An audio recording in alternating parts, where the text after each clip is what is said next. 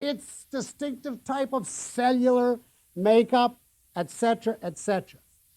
Now, on whatever level of knowledge, from a savage to a biologist, assuming there's a distinction, they are aware that this is not a case of two different statues, one is red and one is green, which is the way that mental process is sound.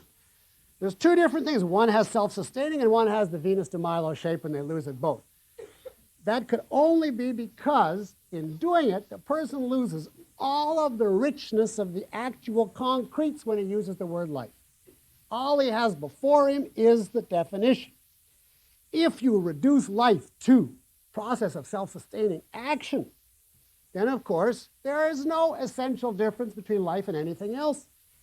One attribute by itself, out of the context of the rest, is not fundamentally different from one attribute of something else out of the context of the rest.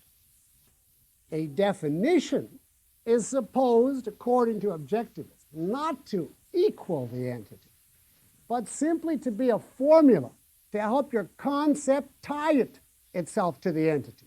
So you know that it stands for plants, carrots, animals, and so on, and not also rivers and so on, the way people talk today about the death of a river. That's why you want to give a definition to a concept. But the definition is like a sign pointing you to the reality.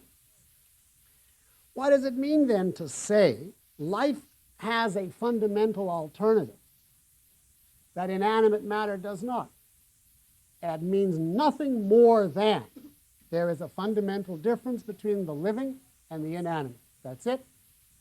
The alternative which a living organism has is, if it dies, it goes over into the inanimate category. That's it. Whereas if an inanimate entity is smashed to pieces, it's still where it was. Sure, it's lost its shape. It's lost maybe its commercial value, its aesthetic appeal. It is still inanimate. It hasn't crossed that gulf.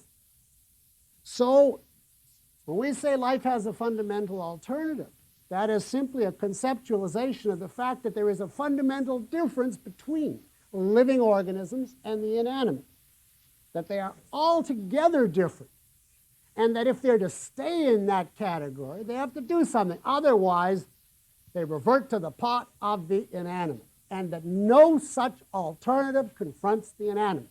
It's exactly in that sense that a living organism has to be or not to be and has no equivalent in an inanimate case. So the whole thing comes back to, do you perceive living organisms in all their richness and see this as a fundamental divide in nature, or do you hold a definition as a string of words and match it with another definition? The mental trick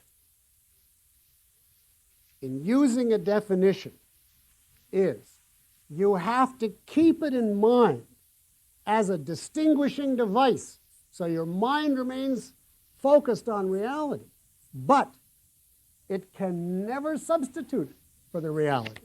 You have to keep all of the richness, the variety, the complexity, the multiple attributes of the reality in mind before you when you think.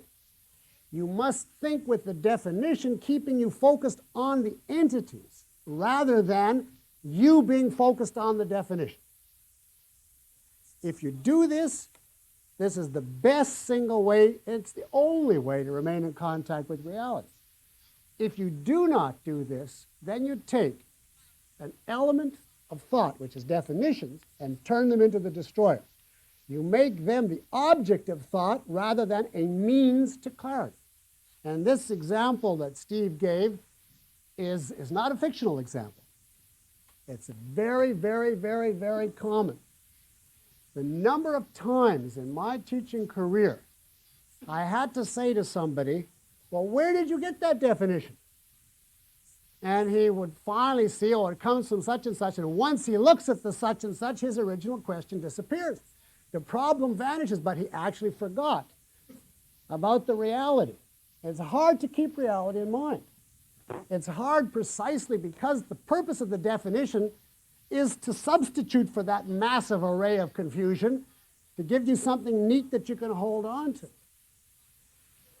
But when you do it the way Steve did it, then you have a string of words detached from reality. And that, of course, is the essence of what mental error? That's rationalism.